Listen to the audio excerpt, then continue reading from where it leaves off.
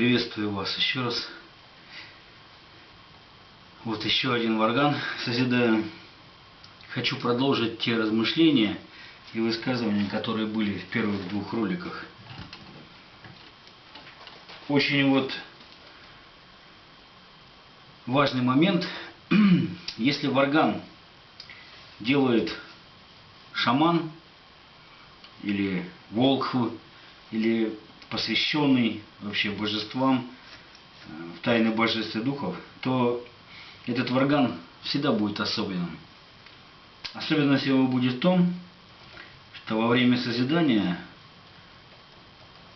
посвященный шаман или волхв или старец совершает медитацию, молитву совершает, размышляет на тему архетипов. И это все приводит к тому, что варган наполняется духом великого отца, духом золотого деда, как называли его сибиряки. Варган наполняется его энергиями, то есть энергия доброты, энергия любви.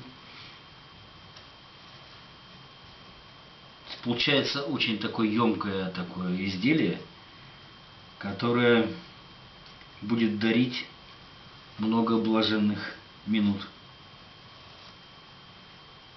и своим звуком, и своим внешним видом, и той наполненностью, которая есть внутри. Я сейчас продолжу созидание варгана и периодически буду продолжать размышления.